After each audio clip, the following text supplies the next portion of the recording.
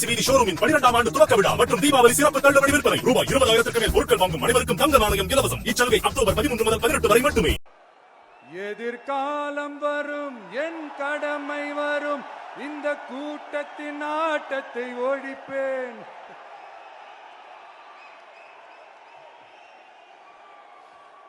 மக்கள் அரசியல் என்ற அந்த சவுக்க கையில் எடுக்கலாமா?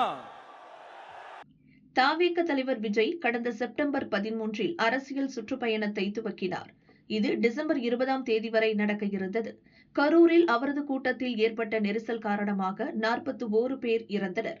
இதனால் தன் பிரச்சார பயணத்தை விஜய் தற்காலிகமாக நிறுத்தி வைத்துள்ளார். இந்த நிலையில் சட்டசபை தேர்தலில் தான் போட்டியிடும் தொகுதி அதிக ஓட்டு வித்தியாசத்தில் வெற்றி பெறும் தொகுதியாக இருக்க வேண்டும் என விஜய் கருதுகிறார். இதனால் அவரது குடும்ப ஜோதிடர் ஒருவர் தெரிவித்த ஆலோசனைப்படி வி என்ற எழுத்தில் துவங்கும் சட்டசபை தொகுதியில் போட்டியிட திட்டமிட்டுள்ளார். வி என்றால் விக்டரி, வெற்றி என அர்த்தம். விஜய் பெயரின் முதல் எழுத்து வி என்பதால் அந்த எழுத்தில் துவங்கும் சட்டசபை தொகுதி ராசியாக இருக்கும் என ஜோதிடர் கணித்துள்ளார். இதன் ஒருபடியாக தான் விஜய் தன் கட்சியை துவங்கியதும் முதல் மாநாட்டை வடக்கு மண்டலத்தை மையமாக வைத்து விக்கிரவாண்டி தொகுதியில் நடத்தி வெற்றி கண்டார். பூத் கமிட்டி நிர்வாகிகள் ஆலோசனை கூட்டத்தை மேற்கு மண்டலமான கோவையில் நடத்தினார். காவல்துறை அடக்குமுறைக்கு எதிராக சென்னையில் போராட்டம் நடத்தினார். தொடர்ந்து தென் மாவட்டங்களை மையமாக வைத்து மதுரையில் கட்சியின் 2வது அரசியல் மாநாட்டை நடத்தினார். டெல்டா பகுதிகளை மையமாக வைத்து மக்கள் சந்திப்பு பிரச்சாரத்தை துவக்கினார். கரூர் துயர சம்பவத்தால் மக்கள் சந்திப்பு பயணம் பாதியில் நிறுத்தப்பட்டுள்ளது.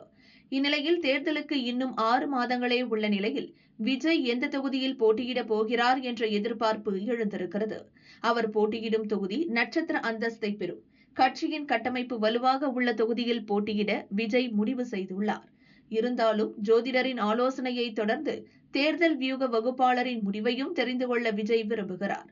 எனவே ஜோதிடர் ஆலோசனையின்படி வி என்ற முதல் எழுத்தில் துவங்கும் 9 சட்டசபை தொகுதிகளில் வெற்றி வாய்ப்பு குறித்து அக்குவேறு ஆணிவேராக அலசப்படுகிறது. அந்த தொகுதிகளில் பெண்கள், இளைஞர்கள், புதுமுகங்களின் ஓட்டு சதவீதம், கட்சியின் கட்டமைப்பு பலம் குறித்த தகவல் திரட்டப்பட்டுள்ளது. அங்கே விஜய் போட்டியிட்டால் அவரது வெற்றி வாய்ப்பு குறித்து சர்வே எடுக்கப்பட்டு வருகிறது என தாவேக தரப்பில் தெரிவிக்கப்பட்டுள்ளது.